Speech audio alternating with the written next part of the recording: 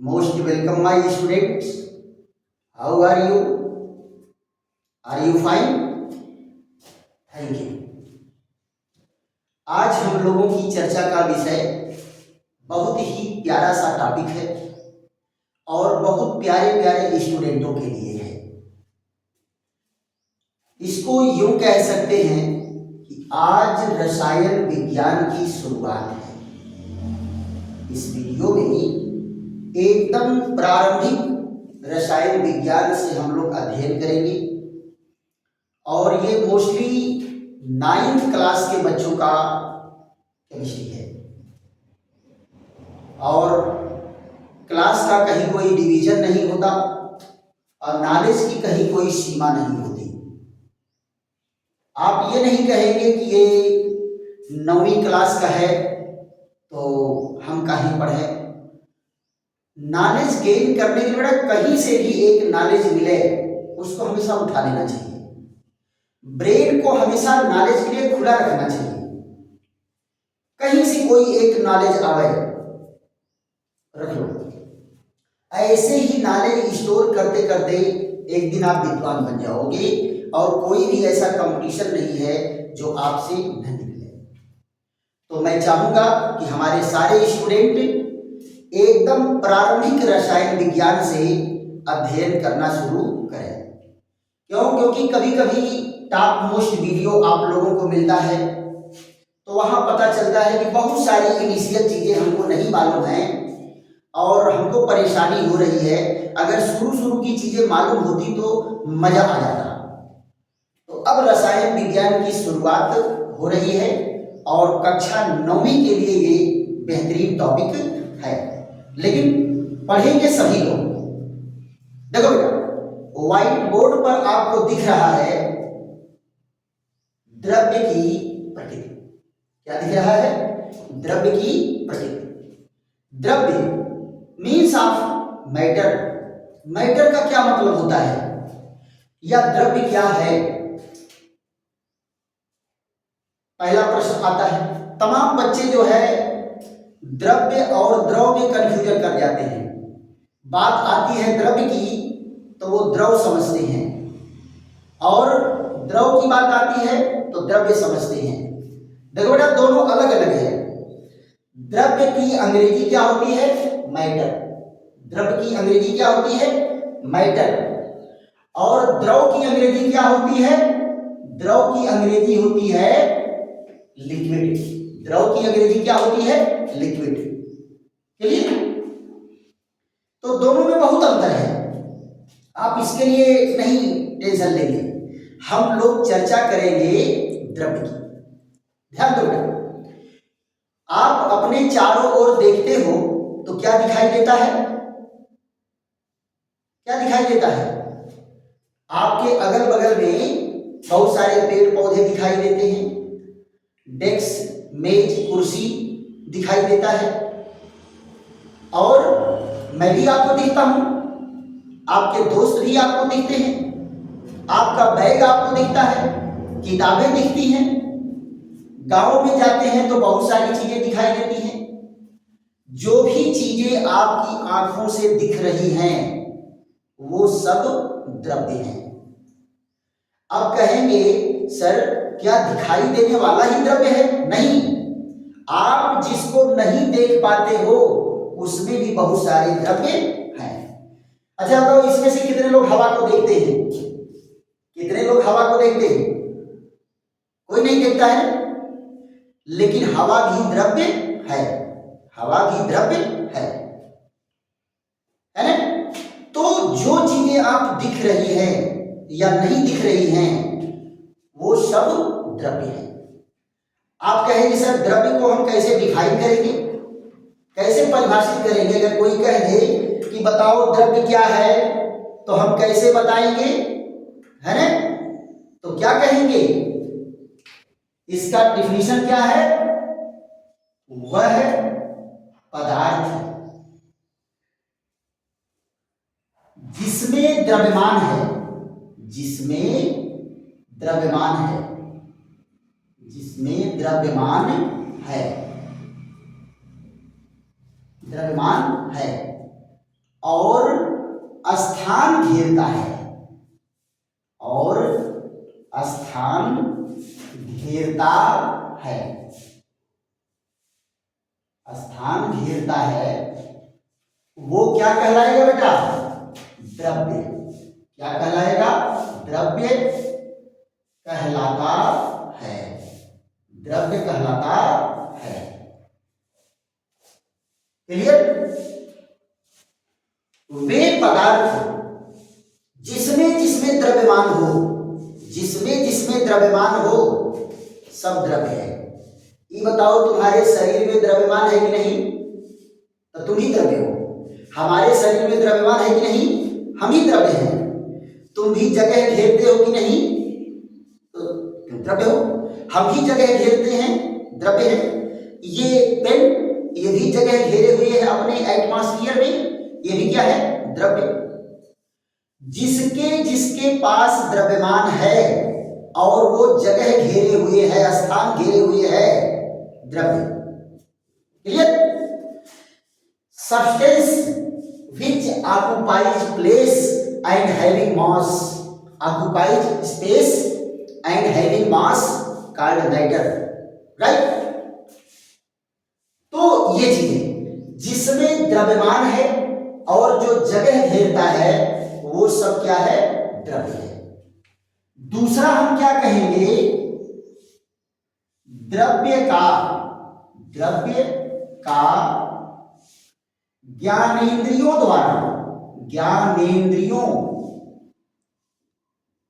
द्वारा अनुभव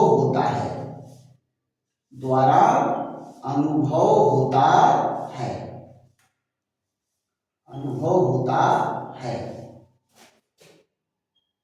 अच्छा ये बताओ, द्रव्य का अनुभव आप किससे करते हो? ज्ञानेंद्रियों से करते हो।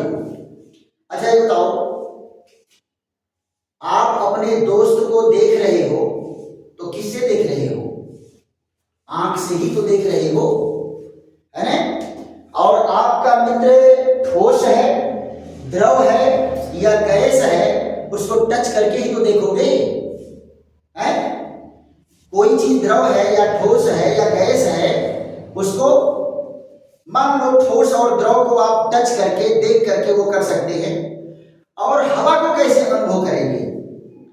जब हवा बहती है तो आपके शरीर को स्पर्श करते हुए जाती है, तो मजा आता है कि नहीं आता है? मजा आता है ना? तो आप हवा को महसूस करते हैं त्वचा के द्वारा। तो क्या है बेटा द्रव्य की परिभाषा? जिसमें द्रव्यमान हो और जो स्थान घेरता हो, वो द्रव्य है। और द्रव्य को ज्ञानेंद्रियों से अनुभव किया जाता है। द्रव्य का ज्ञान किससे होता है? ज्ञानेंद्रियों से होता है। इसके एग्जाम्पल क्या होंगे बेटा? इसके एग्जाम्पल अगर आपको देना है तो यहां देखो, कौन हो गया? पेड़ हो गया, पुस्तक हो गई, मेज हो गया, पानी भी आप द्रव्यमान है, दूध में भी द्रव्यमान है, और घी में भी द्रव्यमान है, और हवा भी क्या है? द्रव्य है। हवा भी क्या है? द्रव्य है। क्लियर? आप जरा बताओ, इन सबका ज्ञानेंद्रियों द्वारा आपको अनुभव होता है कि नहीं होता है? सेंसरी ऑर्गन्स द्वारा आप फील करते हो कि नहीं करते हो? तो ये सब क्या है? द्रव्य है। अब बात आ जाती है बेटा, द्रव्य के गुणधर्म क्या है?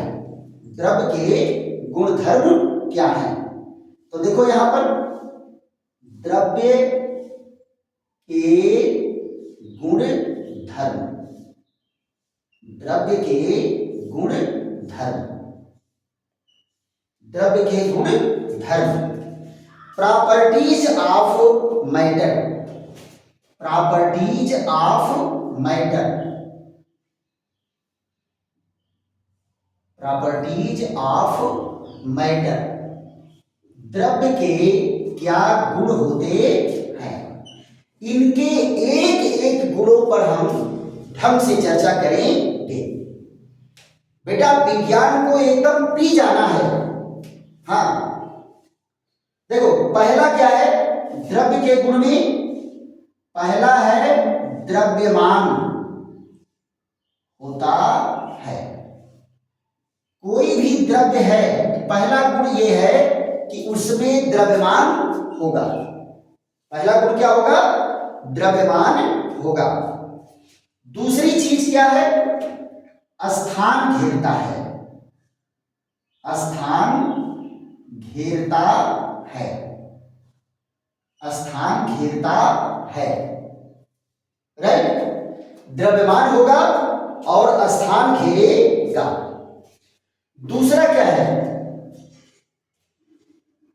द्रव्य में जड़त्व होता है, द्रव्य में जड़त्व होता है, जड़त्व होता है, जड़त्व होता है। देखो बेटा, जड़त्व का नियम आप लोगों को डिटेल में पढ़ाया जाएगा आगे वाले चैप्टर में, लेकिन यहां भी आप थोड़ा सा जड़त्व तो समझ ही लो। जड़त्व का मतलब क्या है कि प्रकृति में जो द्रव्य जिस अवस्था में है उसी अवस्था में रहेगा। अगर वो मोशन कर रहा है तो मोशन करेगा, गति में है तो गति करेगा, और अगर स्थिर है एक जगह तो स्थिर रहेगा। कब तक, जब तक उस पर कोई बाहरी बल न लगाया जाए। अच्छा ये बताओ लल्ला, ये मार्कर में ऐसे एक जगह रख दिया और ऐसे मान लो हैंग करके लटका दिए, तो क्या ये अपना स्थान बदलेगा? जब आकर के देखोगे तो ऐसे ही रहेगा। इसी को कहते हैं जड़त्व। ये कब हिलेगा डुलेगा, जब हम इस पर बल लगाएंगे तब हिलेगा डुलेगा। इसी को कहते हैं जड़त्व। आप बैग अपना रख करके चले जाओ, कल आओगे वहीं मिलेगा, है?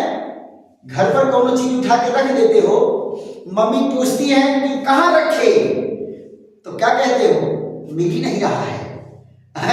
अरे वो जड़ है, वो जड़ तो है, जहां तुम रखे होगे वही होगा, वो कहीं चल के जाने वाला नहीं है। समझ गए कि नहीं समझ गए? तो द्रव्य में क्या होता है, जड़त्व होता है ना? वो जिस स्थिति में है उसी स्थिति में रहेगा। इसके बाद जो है प्रॉपर्टी में हम लोगों को क्या जाता है कि इनके मध्य आकर्षण बल होता है। यहां देखो, द्रव्य के मध्य आकर्षण बल होता है, आकर्षण बल होता है, आकर्षण बल होता है। ध्यान दो बेटा, कोई भी द्रव्य वाली चीज है तो किन्हीं भी दो द्रव्य वाली चीजों में आकर्षण बल होता ही होता है। अगर मान लो ये ठोस जिन जिन चीजों से बना है, इन सारे अणुओं में, कणों में आकर्षण बल है और उसी आकर्षण बल से एक दूसरे से जुड़े हुए होते हैं। और जैसे मान लो ये दो द्रव्यमान वाली चीजें हैं, दो ठो मार्कर है, इनमें भी आकर्षण बल है, लेकिन वो आकर्षण बल इतना कम होता है कि हम उसको अनुभव नहीं कर पाते। ये जितने नजदीक आएंगे आकर्षण बल बढ़ता जाएगा और जितने दूर जाएंगे आकर्षण बल घटता जाएगा। तो किन्हीं दो द्रव्य वाली चीजों के बीच में ये आकर्षण होता ही होता है। यहां जरा देखो क्या है, द्रव्य कणों के बीच, द्रव्य कणों के बीच रिक्त स्थान होता है। क्या होता है, रिक्त स्थान होता है। देखो बेटा, ये द्रव्य के कण हैं, तो द्रव्य के कणों के बीच कुछ खाली जगह होता है, इसी को कहते हैं रिक्त स्थान। रिक्त स्थान होता है, यानी कोई भी द्रव्य एकदम भरपूर नहीं होता है, वो उनके बीच थोड़ा बहुत रिक्त स्थान होता ही है। क्लियर? तो ये तो कहानी हो गई द्रव्य की। किसकी कहानी है? द्रव्य की ही कि किसको हम द्रव्य कहेंगे। अब चर्चा हम लोगों की क्या चलेगी, द्रव्यमान पर, कि भाई द्रव्यमान क्या है। आप कहे हो कि द्रव्यमान होता है और आयतन जगह घेरता है, तो द्रव्यमान क्या है, इस पर हम लोग चर्चा करते हैं। इसका स्क्रीनशॉट ले लो एक बार, तो फिर तब मिटाते हैं।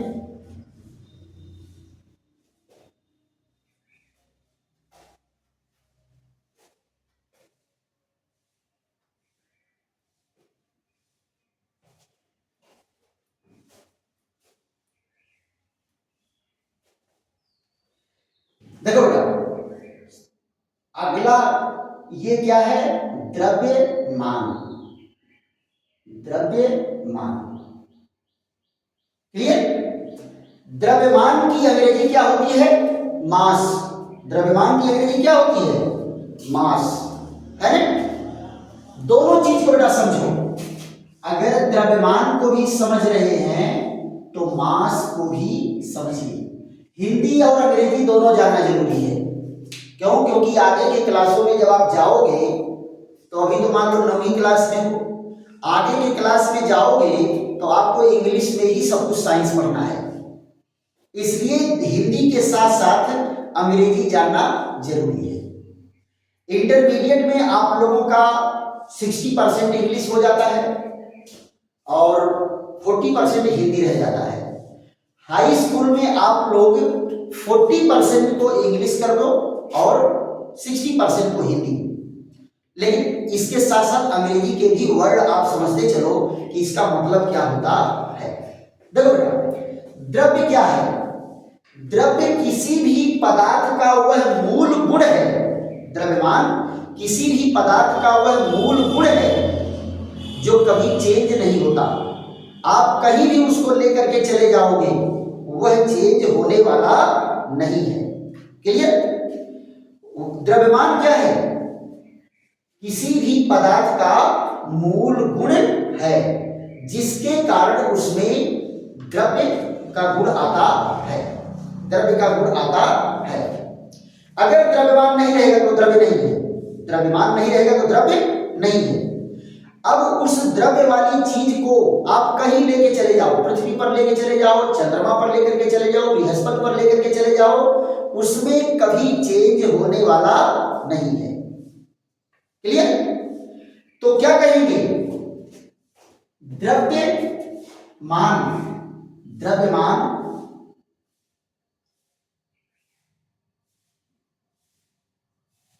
पदार्थ का वह गुण है जो सदैव निश्चित होता है। सदैव निश्चित होता है। सदैव निश्चित होता है। स्थान बदलने पर, स्थान बदलने पर नहीं बदलता। स्थान बदलने पर नहीं बदलता। स्थान बदलने पर नहीं बदलता है। यानी पदार्थ का वह मूल गुण है। द्रव्यमान पदार्थ का वह मूल गुण है। मूल गुण है, याद रखो क्या, क्या छूट गया, मूल गुण है जो स्थान बदलने पर, जो स्थान सदैव निश्चित रहेगा।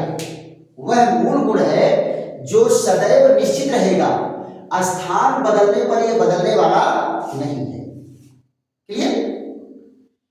ये चीज, अब जैसे मान लो हमारे शरीर का जो द्रव्यमान है वो चंद्रमा पर जाकर के वही रहेगा, पृथ्वी पर भी वही है।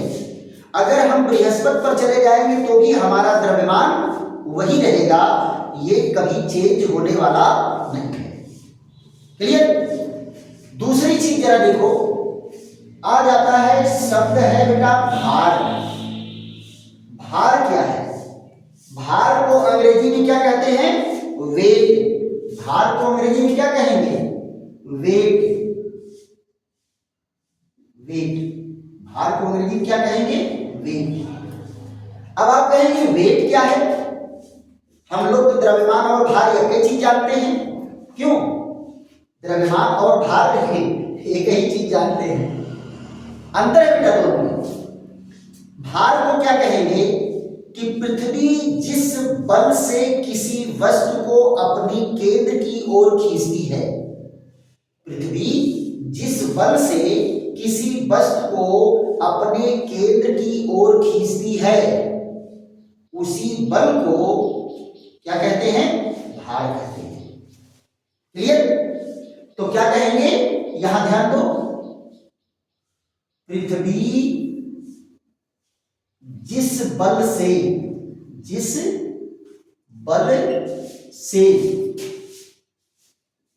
किसी वस्तु को,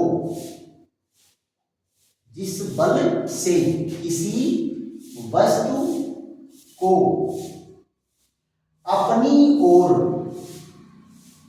अपनी ओर खींचती है,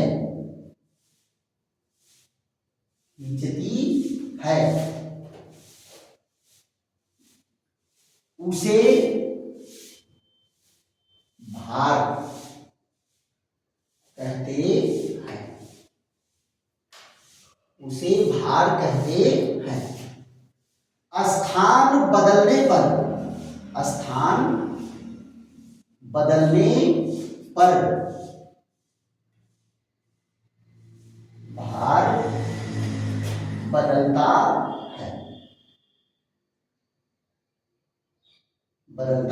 है। देखो बेटा क्या कहा गया? पृथ्वी जिस बल से किसी वस्तु को अपनी ओर खींचती है ना, अपनी ओर खींचती है। या आप इसको और सुंदर अगर करना चाहते हैं तो क्या कहेंगे? अपने केंद्र की ओर, अपने केंद्र की ओर खींचती है। ध्यान दो बेटा, ये पृथ्वी है, ये क्या है? पृथ्वी है। ये वस्तु है, ये क्या है? वस्तु है। तो इसको वो खींचती कहां है? केंद्र की ओर खींचती है, जो पृथ्वी का केंद्र है। इसका खिंचाव यही सरफेस पर आकर के रुक नहीं जाता है ना? वो खींचती है और इसी बल को, ये जो बल लग रहा है नीचे की ओर, इसी बल को भार कहते हैं। इसी बल को क्या कहते हैं बेटा? भार कहते हैं। और इस भार में कौन होता है? जरा ध्यान दो, इस भार में दो चीजें होता है। उस वस्तु का द्रव्यमान होता है और गुरुत्वीय त्वरण होता है। कौन होता है? गुरुत्वीय त्वरण। इन दोनों का गुणनफल भार होता है। इन दोनों का गुणनफल क्या होता है? भार होता है। एक चीज आपको पहले मैं बता दिया, ये तो बदलने वाला नहीं है। भार तो बदलने वाला, द्रव्यमान तो बदलने वाला नहीं है। ये द्रव्यमान कहीं भी आप लेकर के चले जाओगे, किसी भी वस्तु का द्रव्यमान वही रहेगा। द्रव्यमान नेवर चेंज। बदलता क्या है? जी का मान बदलता है, गुरुत्वीय त्वरण का मान बदलता है। यहां तक आप जान लो, पृथ्वी पर ही आप क्या पढ़ते हो कि पृथ्वी हमारी गोल है, लेकिन बेटा पृथ्वी हमारी पूरा गोल नहीं है ना? संतरा की तरह से है। ये देखो, ये इक्वेटर है, इक्वेटर की लंबाई ज्यादा होती है, और ये पोल है, पोल का व्यास थोड़ा कम होता है। तो जी का मान अगर यहां है तो यहां जी का मान अलग होगा, और यहां भी जी का मान अलग होगा। ये तो पृथ्वी की कहानी है, यानी पृथ्वी पर ही अलग अलग जगह पर जाओगे तो अलग अलग जी का मान होगा। इसका मतलब क्या है कि पृथ्वी पर ही अलग अलग जगह पर अगर वस्तु को ले जा रहे हो तो उसके भार में थोड़ा बहुत अंतर आएगा, पक्का। लेकिन अगर हम कहीं दूसरे ग्रह की बात कर लिए, मान लो पृथ्वी पर हम हैं, पृथ्वी पर अगर कोई चीज 60 किलोग्राम की है तो चंद्रमा पर गुरुत्वीय त्वरण क्या होता है? पृथ्वी की तुलना में चंद्रमा का जी का मान GM, चंद्रमा का जी का मान क्या होगा? GE, माने अर्थ का इसका 6वां भाग। पृथ्वी का जो गुरुत्वीय त्वरण है, अर्थ का जो गुरुत्वीय त्वरण है, मून का गुरुत्वीय त्वरण 6 गुना कम होता है, पक्का। यानी 1/6वां भाग जो है चंद्रमा का जी का मान होता है। अब जरा समझो, अगर पृथ्वी पर कोई चीज 60 किलोग्राम की है तो चंद्रमा पर उसका द्रव्यमान कितना होगा? भार कितना होगा? चंद्रमा पर भार होगा 10 किलो। कितना होगा? 10 किलो, है। अब आप जरा ये बताओ, अगर जी का मान 0 हो जाए, जी का मान 0 हो जाए, देखो तो आप देखो W बराबर क्या है? W बराबर M इंटू जी है। तो W यहां देखो G का मान 0 हो गया तो W का मान क्या हो गया? 0 हो गया, है। अगर G का मान 0 तो W का मान 0, यानी भार गायब, भार गायब। ये कहां अनुभव होता है बेटा? ये अनुभव होता आपको स्पेस में, जब आप अंतरिक्ष में चले जाते हो, है ना। वीडियो देखो तुम लोग अंतरिक्ष में, अंतरिक्ष यात्री कैसे रहते हैं, वो हवा में तैरते रहते हैं, हवा में तैरते रहते हैं, उनको खुदे नहीं पता चलता कि हमारे शरीर का कुछ द्रव्यमान भी है ना। वो भार फीलिंग उनका 0 हो जाता है।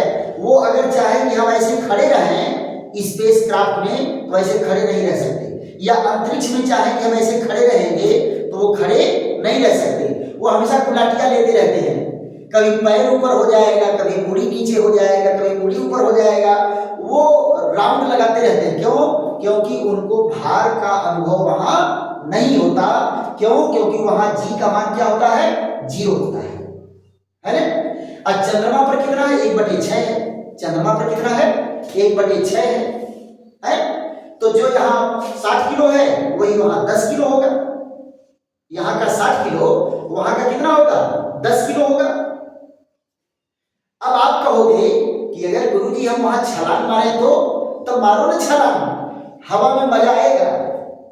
देखो अगर यहाँ एक लड़का 5 फीट की ऊंचाई कूद रहा है, कितना कूद रहा है? 5 फीट, तो उतना ही बल लगा करके जब चंद्रमा पर छलांग मारोगे तो कितना जाओगे? 5 छक्का 30 फीट। कितना जाओगे? 30 फीट ऊपर जाओगे। उसी में हवा में अपना थोड़ा सा डिस्को कर लो और फिर धीरे धीरे धीरे धीरे, क्यों?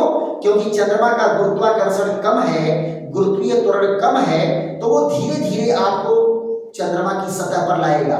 ऐसे नहीं कि 30 फीट गए और वहां से गिरे, धड़ाम से हाथ को टूट गया। वहां पैरों नहीं किसी का टूटता है, वहां पैर भी किसी का नहीं टूटने वाला है। क्यों? क्योंकि चंद्रमा धीरे धीरे उसको अपनी ओर खींचेगी नहीं। ये तो हमारी पृथ्वी है कि 30 फीट ऊपर से कूद के देखो ना, 30 फीट ऊपर से कूदोगे तो पता चलेगा ये पैर इधर डांस कर रहा है, ये पैर इधर डांस कर रहा है। और अगर कहीं गर्दन के बगल गिर गए, मुड़ी के बगल गिर गए, सिर के बगल गिर गए तो तुरंत आराम किया रहे, डांसी आ रही, कहानी खत्म। पृथ्वी का गुरुत्वाकर्षण बल इतना ज्यादा है कि गिरे, लेकिन चंद्रमा पर जब आओगे तो बड़े प्यार से लहराते हुए आओगे, धीरे धीरे धीरे धीरे, कहोगे क्या मजा आ रहा है ना। तो ये है गुरुत्वाकर्षण बल। गुरुत्वाकर्षण बल अगर बदलता जाएगा तो भार बदलता जाएगा, यानी द्रव्यमान और गुरुत्वीय त्वरण दोनों के गुणनफल के बराबर भार होता है। लेकिन बेटा हम पृथ्वी पर जब बात करते हैं ना, पृथ्वी पर बात करते हैं और रसायन विज्ञान में जब अध्ययन करेंगे तो हम यहाँ भार मतलब द्रव्यमान, द्रव्यमान मतलब भार, सीधा अर्थ निकाल लेते हैं। लेकिन भौतिक विज्ञान में जब जाएंगे तो भौतिक विज्ञान में इसका डीप स्टडी किया जाता है। ध्यान दो बेटा, आपको मैं बताया कि अगर जी का मान बदलेगा, जी का मान बदलेगा तो भार बदलेगा, और आपको पृथ्वी पर ही बता दिया कि पृथ्वी कैसा होता है, संतरा की तरह से होता है, यानी ध्रुवों पर थोड़ा सा चपटा होता है और इक्वेटर पर थोड़ा सा ये जो विषुवत रेखा है ये लंबी होती है। क्लियर? तो यहां पर जरा देखो, जी का मान निर्भर करेगा, आगे आप लोगों को जी के मान पर चर्चा चलेगी, लेकिन छोटे छोटे टॉपिक हैं, तो पहले ये आप रसायन विज्ञान का क ख ग घ अंगा तो जान लीजिए ढंग से। क्लियर? तो ये रहा। अब दूसरा पॉइंट क्या है, आयतन। किसकी चर्चा करेंगे, आयतन।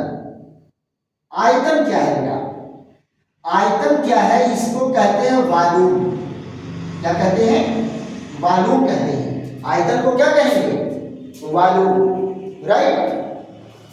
ये आयतन को क्या कहेंगे, वॉल्यूम। वॉल्यूम क्या होता है बेटा, वॉल्यूम क्या होता है, एक लाइन का डिफिनीशन, जो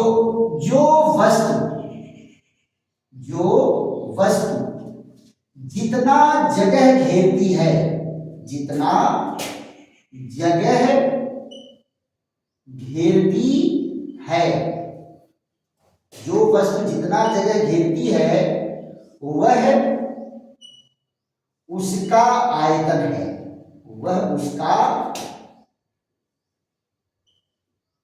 आयतन होता है, वह उसका आयतन होता है। ध्यान दो बेटा, कोई भी वस्तु जितना जगह घेरती है वो उसका आयतन है। देखो, मार्कर हवा में जितना जगह घेरा है ये मार्कर का आयतन है। हम लोग जितना जगह घेरे हैं वो हमारे शरीर का आयतन है? अगर हम पानी में चले जाएंगे तब वो इतना ही आयतन रहेगा, हवा में है तो भी इतना ही आयतन रहेगा, पक्का? अब दूसरी की बात नहीं बताएंगे, है ना? आप सॉलिड में कैसे जाओगे, सॉलिड में कैसे जाओगे कि वहां भी उतना ही आयतन रहेगा, है?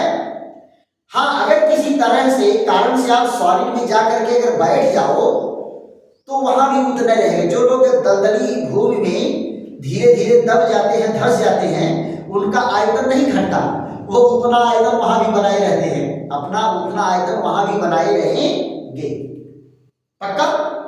कोई मान लो बर्फ में अगर दब गया तो बर्फ में भी उसका उतना आयतन बना रहेगा, लेकिन आप लोग मत जाइएगा ऐसी जगहों पर। तो पानी में आप डुबकी लगा के देखो, जितना आयतन शरीर का है उतने पानी में भी आयतन रहेगा, उतने हवा में भी आयतन रहेगा। तो कोई भी वस्तु अपने परिवेश में जितना जगह घेरती है वह उसका आयतन होता है। तो अब आप द्रव्य, भार, आयतन, द्रव्य की प्रकृति क्या है, वो इन सब के बारे में जान गए, कहीं कोई कंफ्यूजन नहीं रहे। फिर अगले वीडियो में हम लोग मिलेंगे ऐसे ही बेहतरीन टॉपिक के साथ, और खूब एंजॉय ले लेकर के पढ़ो बेटा, एकदम काका काका अंगा से केमिस्ट्री शुरू हो गई है। थैंक यू, धन्यवाद।